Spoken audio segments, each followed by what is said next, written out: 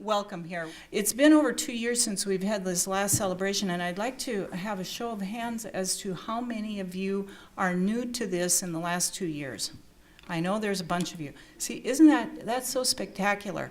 When it's such an important growth role for us to have so many committed partners. So looking at how many are new to this organization is really quite remarkable, and we're just so appreciative of that. Certainly it's a strong indicator of the strength of the organization. So again, thank you. And we at the Health Department really do continue to be so inspired and so grateful to you all for the volunteer work that you do for the Safe Kids Coalition. It's just remarkable. And because of you, so much more injury prevention work can be done.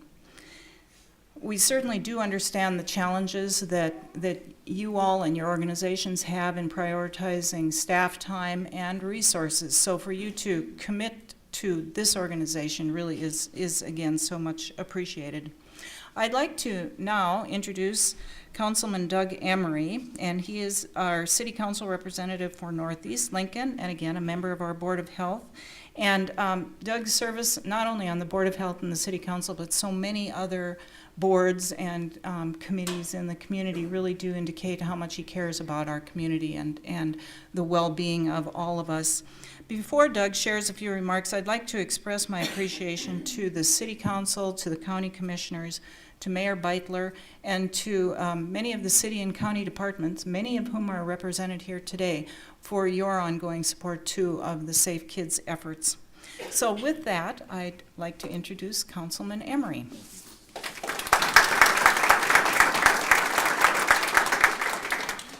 Thank you very much. Sure, well, easy for you to do. Now this is going to. I appreciate the opportunity to be here. Just on a couple of side notes, I appreciate the fact that they let me go early in the agenda before I eat, because then I don't have something on me, which is usually one of my. And they let me be on the health board, but I have to tell you, we always have these wellness conversations, and every time we have a wellness conversation, they're looking out of their eye at me. I think I'm the designated fat guy on the wellness, and their eyes trying to make, they keep looking at me and said, you don't get this wellness thing. So I apologize. It's a real pleasure for me to join you for this celebration of the great work Safe Kids Lincoln-Lancaster County does to enhance the safety of our community's kids. As a father and grandfather, I cannot think of a cause more worthy than the work you do to protect children from the number one killer, unintentional injury. As I look over this crowd, I'm impressed with the broad involvement with Safe Kids from across the community, and it really is a very diverse group, and we very much appreciate that. When the mission is to reduce the risk of injury for 60,000 Lancaster County children 14 years old and younger, this is the level of community support and collaboration among businesses, schools, faith, civic, nonprofit, and government organization that it takes to truly make change. Please know that the City Council and Mayor Beitler remain committed to providing the highest level of safety for children in this community, and will continue our strong support of the excellent work of Safe Kids Lincoln-Lancaster County. On behalf of the City Council and Mayor Beitler, I thank and commend you for your heartfelt investment and for keeping our kids safe. Thank you very much. Hi, everybody. We're morning people, so hopefully we will not doze off, but this is important stuff to talk about. First of all, we are delighted to be here today. We are Jenna and Joe from B107.3. Maybe some of you listen. If not, we will have... Show of hands. How many? Oh, well, we'll have to work on converting some of you before the day is over. But we're delighted to be here and talk about the great accomplishments of Safe Kids Lincoln-Lancaster County. And we are so fortunate in Lincoln and Lancaster County to have such a strong community-driven organization dedicated solely to protecting kids from their number one killer, unintentional injury. Oh, let's just, there we go. Should I hold on to it? I don't know. Can you hear me okay? Yeah. Thanks. We've been involved with Safe Kids at B107.3 for about a decade now, I think. doing all kinds of different events. We've done remote broadcasts at a lot of the Safe Kids Ultimate Safe Kids Days and the Safe Kids Blast events at South Point Pavilion and the Salvation Army Community Center. I remember a couple of years ago doing the fire suit challenge where I had to put on the fire suit in record time, or that we were timed. was you. That was a lot I'm of glad stuff. that was That was you. yes, that was, and there's heavy equipment. I'm telling you. We also host the International Walk to School Day events every year at a different elementary school. I was privileged to do that yesterday at Randolph. We had a great event yesterday at Randolph School, and also we do promote the monthly car seat safety check events, and we'll put those on our website, talk about those on the radio station. And we've been very impressed over the years to see the range of involvement from community organizations and how well you all work together to make this activity happen. And not only are we parents, we understand firsthand the challenge of keeping kids safe. But our primary listening audience is women 25-54, and those females make us the perfect media partner to allow us to get the message across and help all of you. So we are very proud to do that. Our listeners are the most loyal and the most faithful, and we want to do what we can to help them keep their kids safe as well. And due in part to the efforts of Safe Kids Lincoln-Lancaster County, very few kids in our community die or are seriously hurt by an injury, but it does happen. And we have two incredibly strong moms here today to share their experience with us as a reminder of the importance of the work that you all do. Kristen Luthke, co-chair of Safe Kids Child Passenger Safety Task Force and recreation therapist at Madonna Rehabilitation Hospital, is going to introduce those two very courageous ladies right now.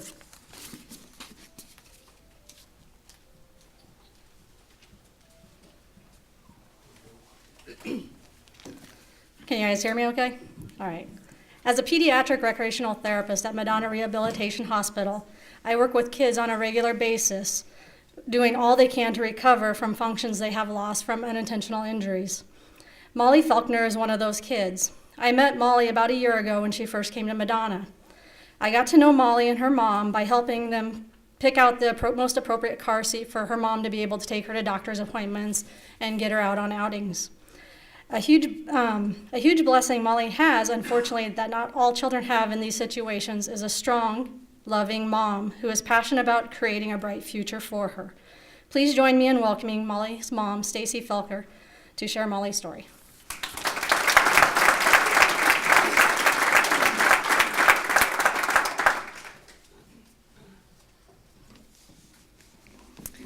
Hello, and thank you for having me here today. On March 28, 2009, our family was blessed with a beautiful baby girl. Despite having her later in life, she was a healthy little girl and the apple of our eye. I'm going to try to keep it together on this. Her older siblings loved having a baby sister, and they were a ton of help. As you can see from this picture, Molly had a beautiful smile. She's one of the most laid-back little girls I've ever known. Her smile was infectious and brought joy to everyone around her. Molly loved to eat. She loved all foods, and especially donuts. This picture shows how excited she would be on a weekend when Dad would go to the Donut Haven and bring home a sprinkle-covered donut for her. This picture is of Molly's 2-year birthday. She did all the things that most 2-year-olds do. She was able to pick out her own Barney cake. She blew out her own candles. She opened her own presents. And she ate her own cake and ice cream with her own spoon. Molly also loved being outside. She would love playing out in the leaves with her older sister. They would pile the leaves up at the end of the slide and slide down the slide, crash into them, pile them up again, and do it all over again. She also loved swinging on her swing set. We went on lots of bike rides. We live close to Lake Zorinsky in Omaha, so we would ride around the lake and look at all the animals, go to the park, sing songs, practice our ABCs. Molly also loved books. She would sit and listen to as many books as you could possibly read to her, and she was very persistent about the books that she liked.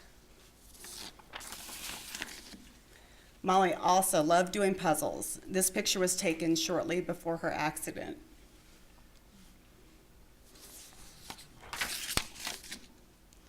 Molly loves her older siblings and was always trying to keep up with them.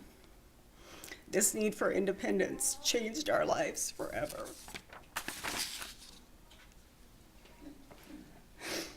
On March 4th, 2012, Molly choked on a hot dog while eating lunch. I had made a quick lunch for the kids, cut up Molly's hot dog just like we're supposed to do, and put her plate on the table in front of her high chair. Being an independent 2-year-old, she climbed up in the chair where her brother or sister were going to sit and took a big bite out of a full-size hot dog. My husband immediately grabbed Molly and started hitting her on the back, trying to dislodge the hot dog. With no luck. He immediately yelled for me to call 911. I thought he was crazy. I couldn't figure out what he was talking about. And I immediately called 911. Thank you. And we started the Heimlich on Molly with no luck.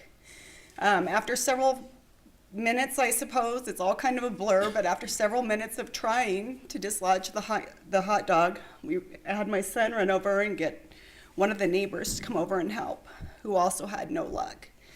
The rescue squad arrived. Molly was limp and turning blue. We handed our baby over to them, and they started working on her in the ambulance. What seems like forever, we sat out in the street and cried and prayed to God that she would be okay. Finally, they came out and said that they were transporting her to Lakeside Hospital in Omaha. When we got to Lakeside, they had Molly in a room, still trying to stabilize her. They put us in the room next to her and made us wait. In the meantime, a chaplain came in, and of course, my husband and I thought the worst. He assured us that he was only there to comfort us. A short while later, we were able to go into the room and see Molly right before she was transferred to Children's Hospital. When we got to Children's Hospital, the nurses and doctor worked on her. They put her in a medically induced coma in order to protect her brain. They put her on a cooling blanket to keep her body cool. And the doctor said to us, "Do you have family around?" And of course I said, "Yes, my brother lives here and my in-laws are on their way up to help out." And he said, "That's great, you should have lots of family around you." Well, I thought that was so nice of this doctor, that he was so concerned about us having some support. Little did I know, what he was trying to tell us is that they didn't know if Molly was going to make it through the night. Molly spent 3 weeks in the PICU. We had family and friends with us who sat vigil in her room with us. They took shifts so that Mike and I could go home and rest, or go in the sleep room and rest. The initial CAT scan and MRI showed no swelling on the brain, which was a huge blessing to us. But subsequent MRIs showed what they expected, which was global brain injury. Molly suffered a hypoxic brain injury from lack of oxygen to her brain. They tried to wean her off the vent and failed, waited several days for her body to heal a little more, tried again, and was successful. Molly was on the BiPAP machine, and this was the first time I'd gotten to hold my baby in a week and a half. I can't tell you how good it felt.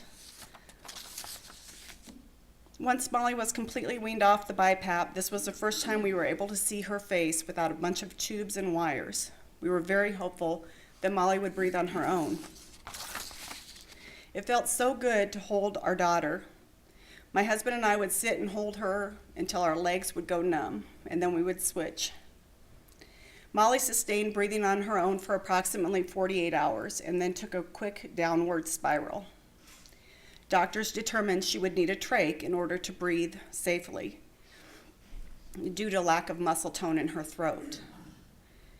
At that point, the doctors recommended we have a G button put in as well so that she could get the nutrition she needed. After Molly came out of surgery, she had a lot of pain, but it was so great to see her face again with no tubes. A trach is a very scary thing, although it was necessary for her. It changes the level of care that she needed completely. It's a source of infection. It causes a lot of increased secretions. Doctors just said that Molly would need a lot of rehab. So 5 days after this surgery, we were transported to Madonna Medical Rehabilitation Center in Lincoln. Our first concern there was whether insurance would approve our stay. All we wanted was the best for our baby. Easter Sunday, 2012, was spent in Madonna. I had bought this dress for Molly 2 months before and decided to put it on her, and my husband and I took her to church that day at the chapel. The first month spent at Madonna, Molly was getting casts on her wrists and her hands, along with her feet, trying to get her body parts in functional positions due to her muscle tone. Her arms were cinched up to her chin. Her feet had dropped, so she couldn't stand on them in the condition they were in. At this time, Molly also started neurostorming. She cried constantly.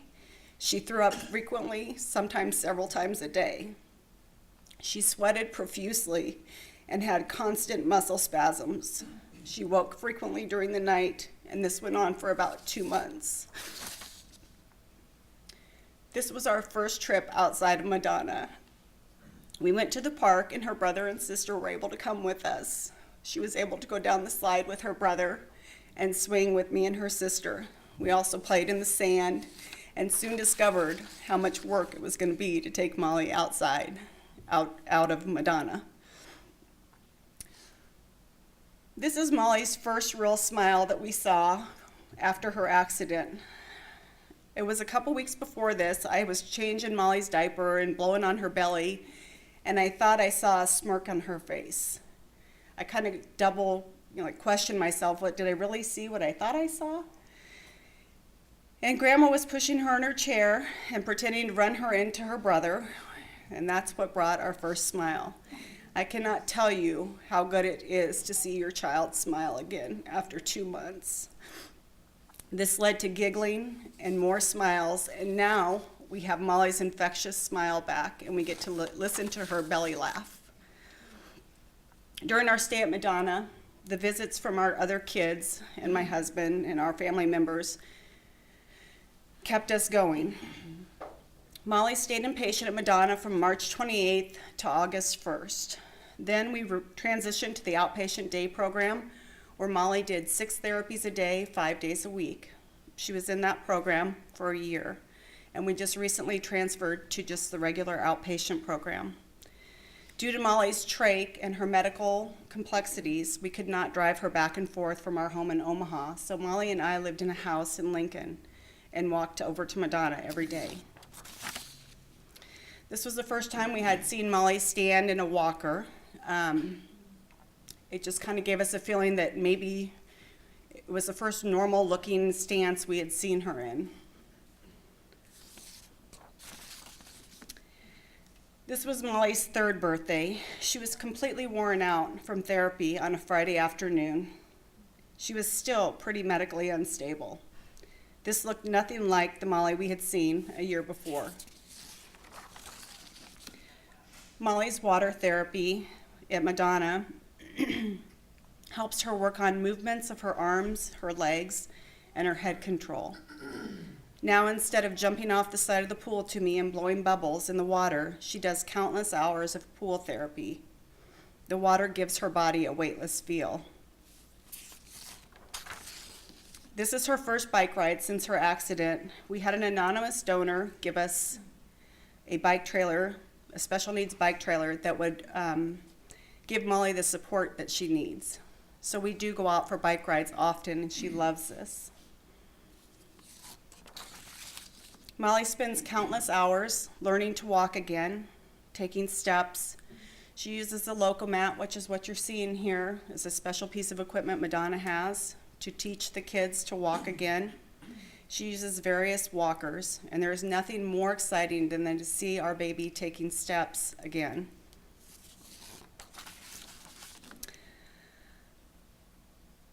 March 4th, 2013, we celebrated Molly's life. This was a year after her accident.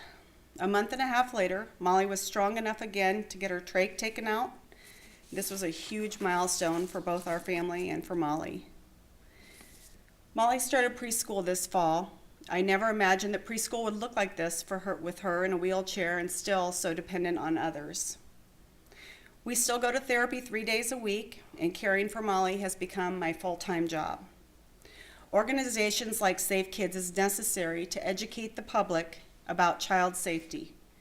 Not much emphasis on choking is out there, even though it's one of the leading causes of death and injury. At our well baby checks, I remember having the sheet given to us at the end of our appointment with all the hazards that are out there. I was a responsible parent, though, and I had never known anyone who had choked or been injured by it, much less died from it. After giving birth to Molly and before leaving the hospital, we were required to watch a SIDS video, and we were required to have a nurse ensure that our daughter was secured safely in a car seat. But never once were we required to take a CPR class. Although we had training, it had been several years, and it is organizations like Safe Kids that can help raise awareness of these safety issues. With Molly being our fourth child, we got too relaxed and complacent. It is imperative that you don't ever think that this will never happen to me, because it can and it did to us. Life is short. There are no promises for tomorrow. We share our story with you all today willingly and often, and care less about where we will be years from now, but focus on the present. We are living with a true miracle, and not everyone has been blessed with our outcome. It is through sharing our journey that we hope others in similar situations will find strength and hope, just as we have found this through other families that have paved the way for us. Thank you, Safe Kids, for allowing me the opportunity to share our story today.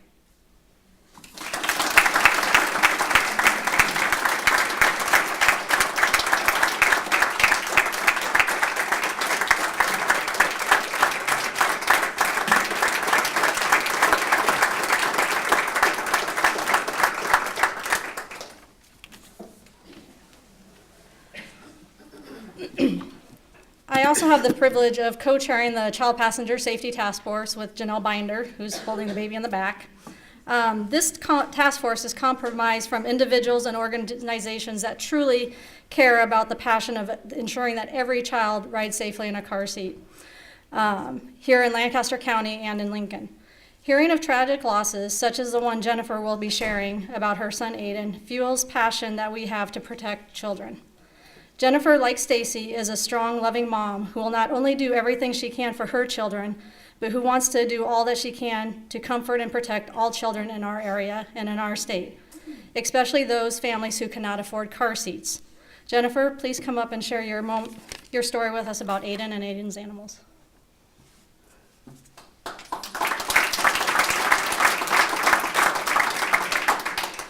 I'm going to have you just wait 1 second to start the PowerPoint. I just want to thank Safe Kids Lincoln-Lancaster County for allowing us to be a part of today and celebrate all of the great work that they do, their volunteers do, and the community does. It's been an amazing experience for us to be a part of Safe Kids, and we cherish the opportunity to continue to partner with them for as long as possible. I could stand up here today and talk to you about our experience and our son and Aiden's animals for hours, but I thought, what better way to tell you our story than to let the inspiration of our story tell you themselves, our children, Aiden and Ansley Curry. So I will refrain from droning on and bragging about my children, and I will let you just watch our PowerPoint presentation about our story.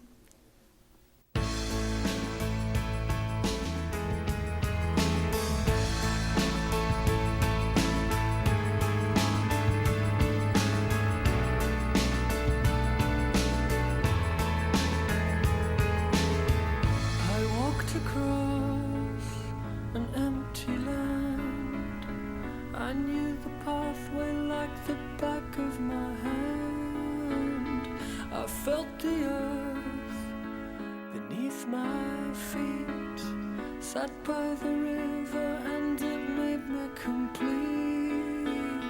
Oh, simple thing, where have you gone? I'm getting old and I need something to rely on. So tell me when you're gonna let me in. I'm getting tired and I need somewhere to begin. I came across a fallen tree. I felt the branches, are they looking at me? Is this the place we used to love? Is this the place that I've been dreaming of? Oh, simple thing, where have you gone?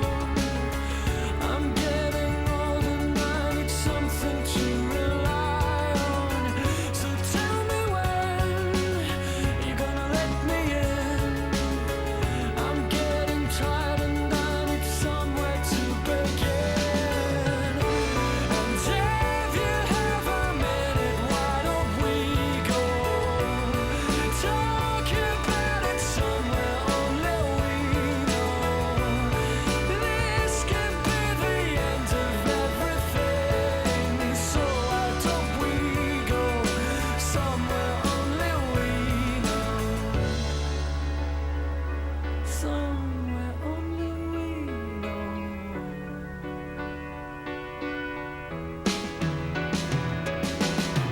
A simple thing, where have you gone? I'm getting old and I need something to rely on. So tell me when you're gonna let me in.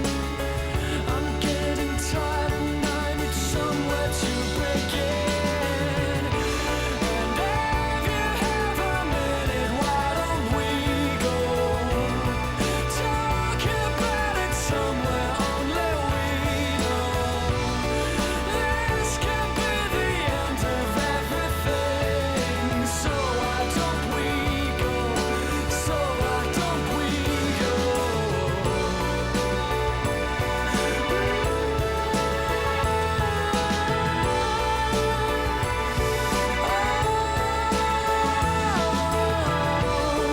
This could be the end of everything. So why don't we go somewhere only we know? Somewhere only we know. Somewhere only we know.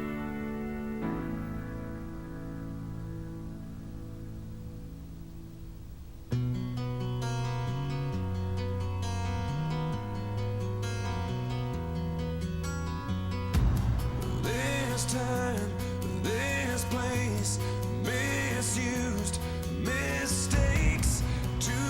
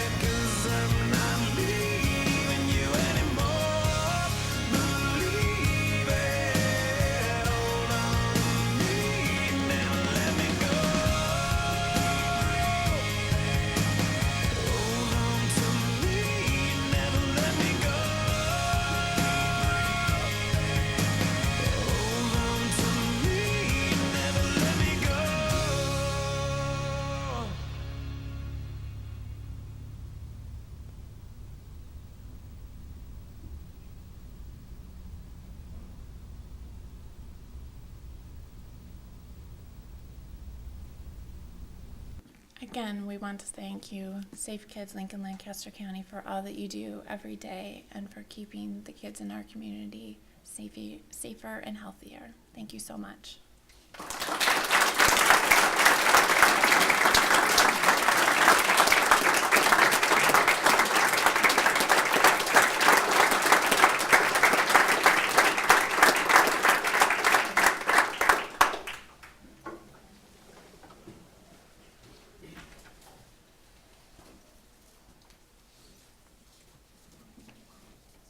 Wow, I think in all the years that you and I have attended this luncheon, those are the most powerful stories I've ever heard. So thank you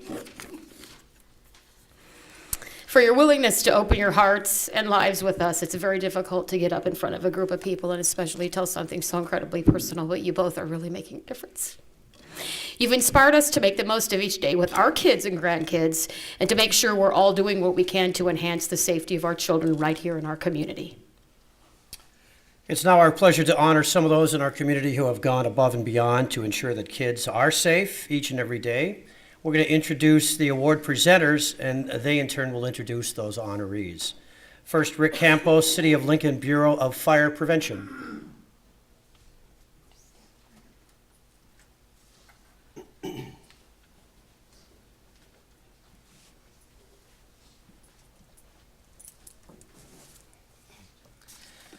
Hello, my name is Rick Campos, fire investigator with the city. I have the pleasure today to give a Safe Kids Everyday Hero Award to Paul Davis Restoration. So at this time, if Lori Strew and Marketing Director and Tim Savoda, Operating Manager, can come up and we'll present that award to him.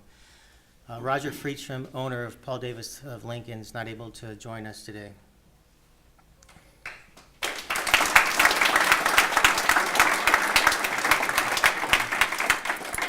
So during an initial meeting we had with Safe Kids and Paul Davis, it was pretty evident that they wanted to help the community in some way. They wanted to do something that they could significantly impact citizens for in the area. And they made it clear that they didn't want something that was short term. They wanted to be in it for the long haul. And that, of course, was good news to hear from the Safe Kids standpoint. And we pitched an idea of a fire safe landlord training event, which we would educate landlords on fire issues, housing code issues, contract issues, all kinds of things that so they could pass this on to their tenants so we could reduce some fires and educate as well. Paul Davis done a great job. They said, yep, we're in on that. And in the last 12 months, we've had 3 sessions. Tonight's going to be our third. We've reached over 50 landlords, but those landlords have a combined of over 2,000 units that they've impacted.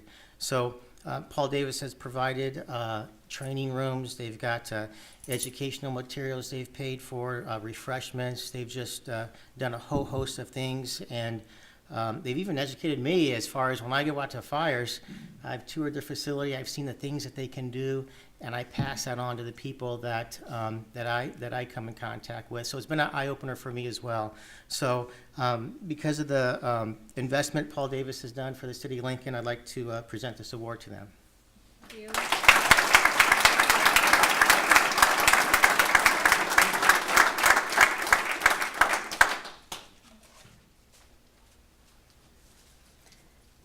Oops, he took our script. I don't have it all quite memorized. Thank you. I'm like, whoops. All right. Next up, Janelle Binder. I hope I'm pronouncing that right, Janelle. Lincoln-Lancaster County Health Department. Now you make sure and leave this right here for us. All right, I get the opportunity to present the Everyday Hero Award to Tom Tracy of Tracy's Collision Center. And Steve, if you guys want to come up.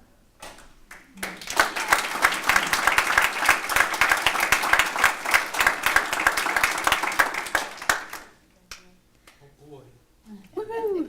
Okay.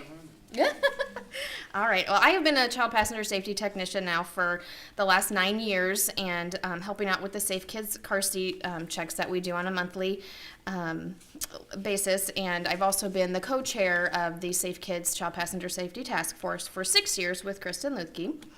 It's a wonderful service and one that I am very passionate about because of my love for children and educating families. Families are so grateful for the education we provide that ensures their child is safe as possible. Often this includes providing a new car seat to replace a recalled one or otherwise unsafe seat. Until recently, we had no responsible and efficient way to dispose of car seats that we replaced. It didn't seem right to have them end up in the landfill, but it was really the only option that we had. Early last year, there were more than 100 replaced seats that were piled up here at the health department storage room, which was not a good thing. Thankfully, Tracy's Collision Center came to our rescue. Last year, Tracy's began accepting all discarded car seats at both of their Lincoln locations, and they take them as is without having to disassemble them, which is really nice for families to be able to just drop them off and they take care of the rest. Tracy's will disassemble them and they will take them to the appropriate recycling centers, which makes us all feel a lot better about how we dispose of these seats. On top of this wonderful service, Tracy's provides, Tom and Steve have attended recent Safe Kids Child Passenger Safety Task Force meetings, and hopefully maybe in the spring will sponsor an event for us at one of their locations. So I am pleased, hint, hint. I am pleased to present this Safe Kids Everyday Hero Award to Tom, Tracy, and Steve of Tracy's Collision Center because of their commitment to keeping child passengers safe every day and providing a wonderful and responsible option for disposing of replaced car seats.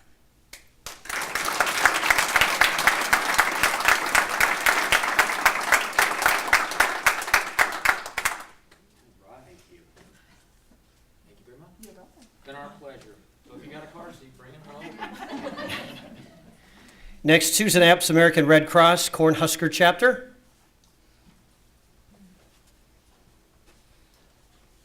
Kristen, come on down. I have the honor today to give Kristen her award, which is really special. Kristen and I worked together at Madonna for many years. We're both recreation therapists by history, and there's just a bond that goes way back, and I've always been so excited and pleased that Kristen jumped into Safe Kids with both feet and was so willing to do so much. For those of you who don't know, a car seat technician, that's a big deal. That's like years of training. 5 days? 5 days. Back then, now it's only 4. Yeah, think about how many different vehicles there are. Think about how many different seats there are. I was a scribe at a couple of these events, just trying to keep up with them, taking notes for them. It's unreal what they have to go through, and imagine climbing in the back seats of some of these vehicles. I think there was a time when the technicians would see how many things they could identify in the cracks of the seats, you know, French fries, McDonald's toys, and Skittles, and things you never want to know what you're pulling out. But Kristen has done all that for, I think, 10 years and continues to do it and continues to stay up to date on all that information. And in addition to that, her passion for our families who have kids who can't climb in a standard car seat is phenomenal. Imagine if you have a child that you need to get from point A to point B and you can't use a standard car seat. What are you going to do? And who are you going to turn to? And how are you going to resolve that problem? You can only use an ambulance so often. And an ambulance is a big ticket item. And so Madonna, with, I think Kristen was integrally involved from the get-go, started a special needs loan, car seat loan program. So there are car seats there that she will ensure the right seat for the right person. I mean, you've got so many variables to determine, and she does it all. And it's just one less thing that families have to deal with when they can turn to Kristen, turn to the loan program, and know that that's taken care of. So again, I am super honored as a grandparent who's had to deal with car seats let's make sure, yep, this one's yours, you know, the old bifocal thing. So Kristen, it's my honor to give you this everyday hero. Thank you.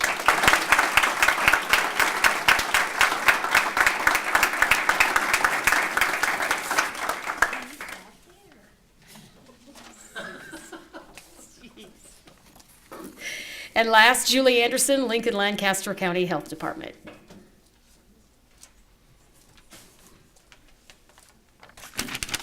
It is my pleasure today to award the Everyday Hero Award to Jennifer Brock and Aiden's Animals. I've had the chance to get to know Jennifer through our work together providing car seats to low-income families and the Lincoln Chaplaincy Corps, some of who are celebrating with us today. We're very happy that they're here.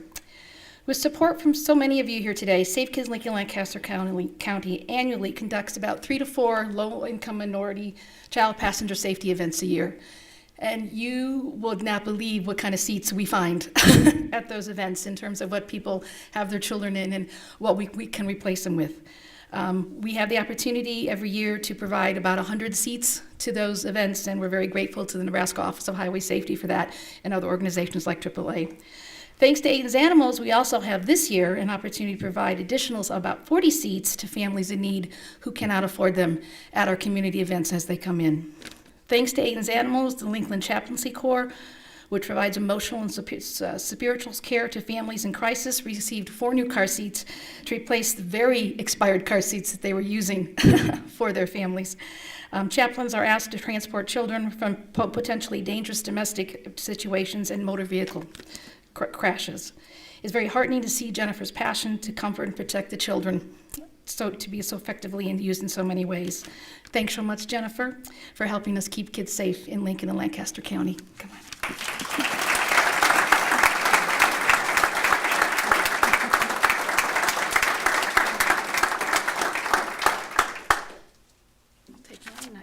Okay, thank you. Thank you all so much for the specific ways in which you protect kids from injury every single day. We never get tired of hearing how individuals and organizations in this community step up and help meet the needs. The spirit of giving and often sacrificing for the good of others is alive and well within this community. Which leads us to a great segue for introduction of our celebration keynote speaker, because she really has gone above and beyond as an advocate for child safety on the local, state, national, and international level. Dr. Laura Jana is an Omaha-based pediatrician, health communicator, author, and parenting consultant. She is recognized nationally for her ongoing efforts to promote children's safety and health. Dr. Jana serves as a media spokesperson for the American Academy of Pediatrics, is on the advisory board of American Baby Magazine, the Walt Disney Internet Group, and several other companies and associations. Dr. Jana also happens to be a nationally certified instructor of the Child Passenger Safety Technician training course, so she knows a little bit about the proper installation and use of car seats. Dr. Jana is also the proud mother of 3 and is the owner of Primrose School of Legacy, an educational child care center in Omaha. Please help me welcome Dr. Laura Jana.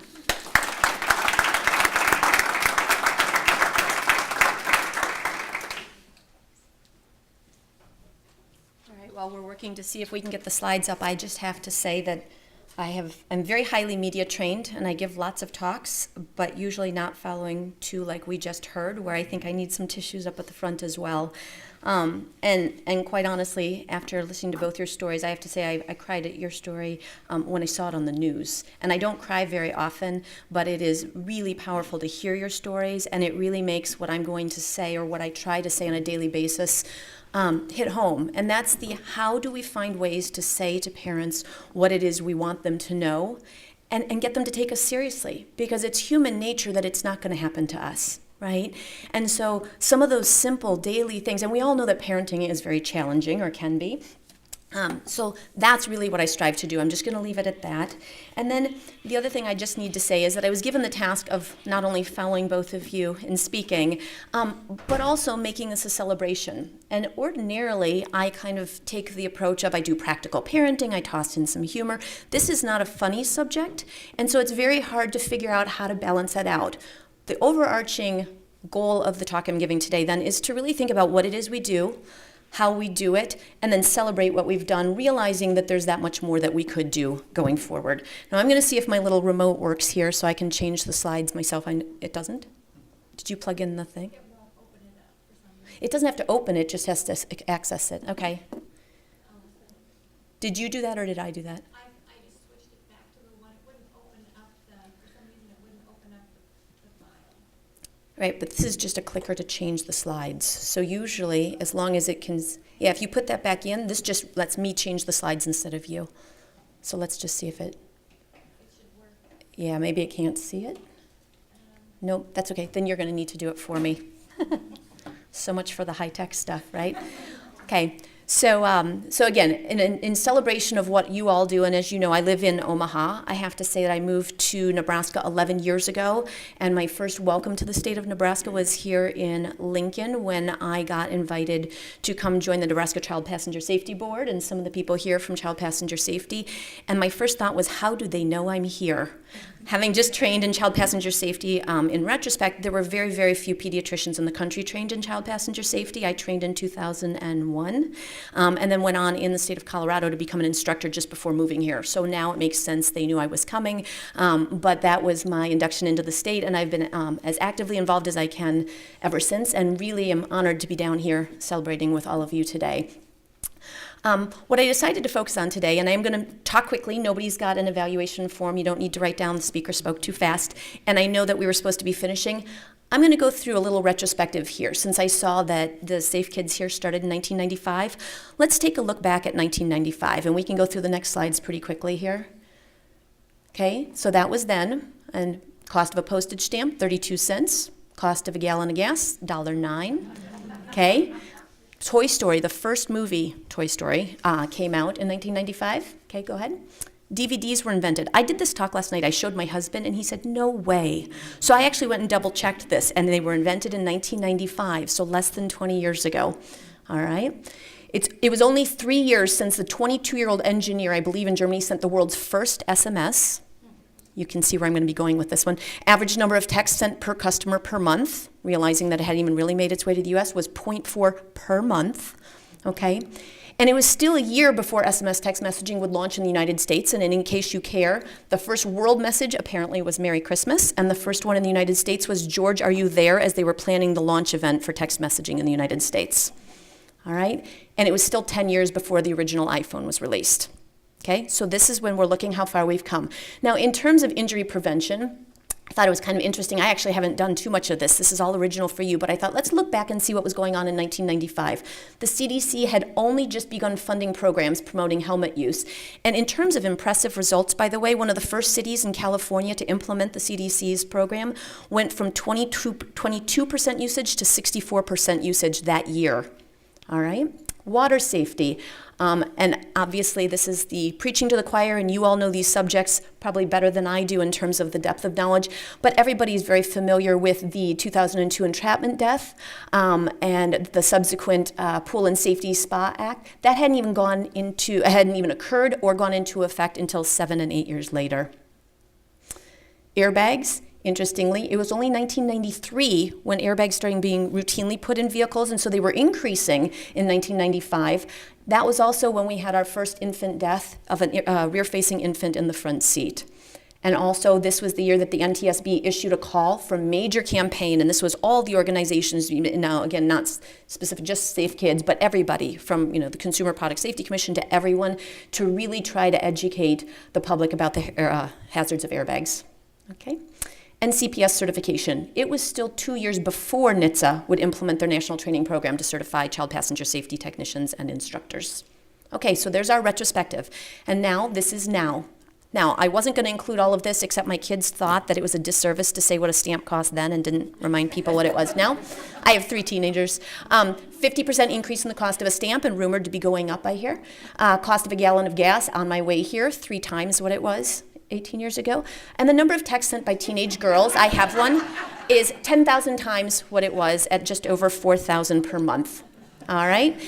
That also means, and a little bit more serious in terms of injury prevention, that distracted driving has become #1 killer of American teens, driving the launch of NHTSA's 2011 Texting and Driving Prevention Campaign, something that didn't even exist 20 years ago in terms of the general public. All right?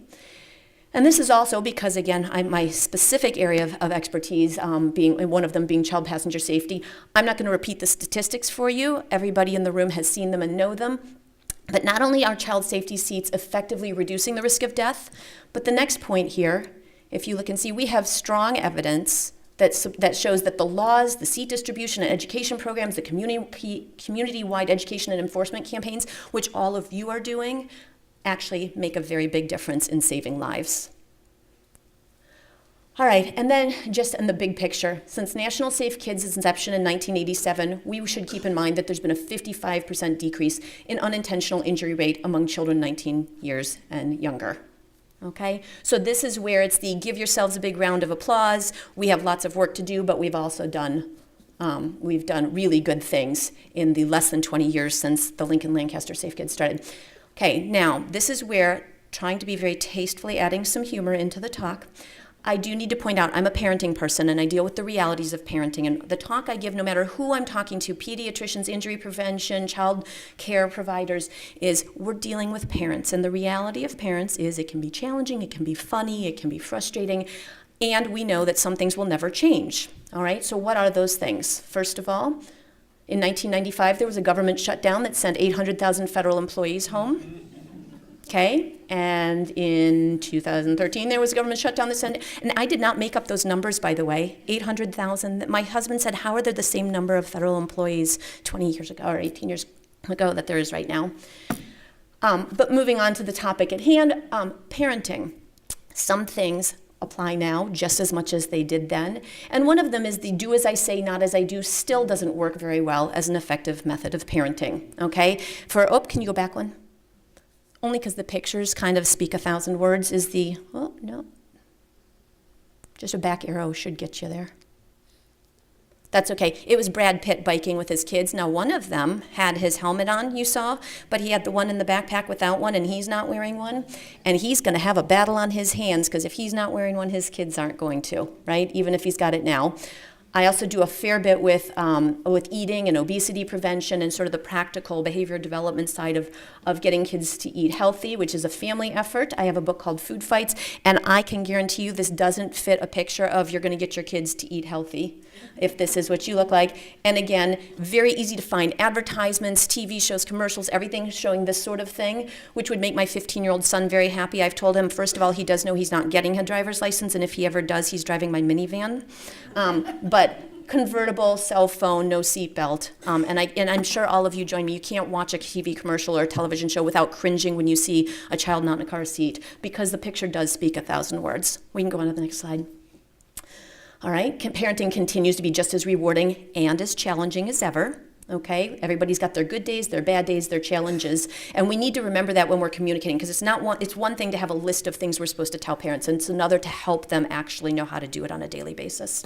Okay, and these are, don't go to the next slide yet, these are some cards. I walk down the Hallmark aisle, and they're the card aisle at the store. And what I like to do is look and say, you know what works for humor? And what works for humor is when it really kind of touches something that kind of makes sense and it's reality for people and they get it. Otherwise, it's not funny. So what I've got is a set of parenting cards that I found in the grocery store when everybody walked by me wondering why I was laughing to myself, going through like 50 cards. But they're sort of to remind us what it's like to be a parent and the mentality that a lot of people are in, but also add some humor, like I said, which is a challenging thing to do, especially today. So first of all, people always told me it'll get easier after the first 3 months. Go ahead. To which I'd reply, you want to babysit for like 3 months? Hang in there, okay? We got to remember, parents are struggling. They come to us with their infant car seat. It's not just about the car seat. It's the what does it take to get it in, who's watching the child, make it practical, make them understand the importance. Okay, next one. You have eyes in the back of your head. Wow, do they have bags under them too? Okay, and then next slide. Tell me it gets easier. Lie if you have to. All right, you can keep going. This one, just because it amuses me. No, really, go hide. I'll come find you. I feel like saying this to my 13-year-old. Okay, go ahead. Do whatever it takes to get some peace and quiet today, right? We've all had days like this. All right, next one. Okay, this now I have a 13-year-old, a 15-year-old, and a 16-year-old. So this is my current favorite. I like to pretend that whatever is just I love you in teen speak. Okay? You know, just like leave me alone means hug me and I hate you means you rock, Mom. Okay, and now don't go yet. The last one here is a nod to Nebraska. It doesn't say Nebraska on the card, but I'm sure you will all remember this little problem that we had in the state of Nebraska. Okay, go ahead. Did you know that in some states you can legally dump your kids at the courthouse? Okay, and next slide. Road trip, right? So I think the next one is just my thank you at the end here. Oh, and then this is the other thing that's never going to change. And people still are going to believe that it's all fun and games until someone gets hurt. And the balance we have to reach is it is fun and games. We're meant to enjoy parenthood. We're meant to enjoy our kids. But trying to make sure that we're not looked at as the person with so many rigid rules that you're just, I blog for the Omaha World Herald. And I literally have to, sometimes I've put in my blog, I don't mean to be Debbie Downer here. And then I say what I need to say because it is something that a lot of people aren't going to want to hear until something bad happens. And our goal, and I think everybody here shares it, is to try to help people understand it before something tragic happens. So thank you for all of what you do. Thank you for inviting me to join you today. And I will turn it over to you then, Brian. All right.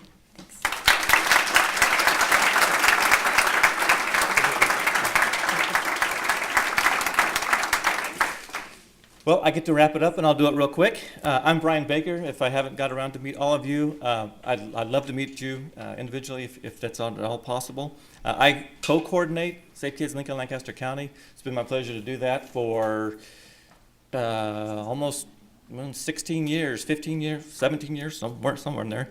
And have met a lot of wonderful people and really enjoy working with passionate people. It's just a real privilege. So thank you, Dr. Jana, for sharing that. Thank you, Joe and Jenna, for coming up here and moving us through our program. It was a little difficult. I understand that. I'm having a little difficulty myself right now. But thank you all. And your little thank you on the table. It's true. You know, without you, Safe Kids would not be possible. It just wouldn't. We couldn't do the work without you. Julie and I are here in the office. Julie's part-time, but very thankful for the resources that we have through the city, their support that they provide for us to do this work. But our job is to network with you guys, and you guys step up every day to keep kids safe every day, and it's our pleasure to do that. Thank you, Doug, and the council for your support, and the mayor's office as well. We just are very privileged in this community to have the resources and support needed to have an organization like this at work. I will say a lot of cities in our community struggle with Safe Kids because they don't have that connection and that community spirit that we do here in Lincoln that makes it work for us. So thank you very, very, very much.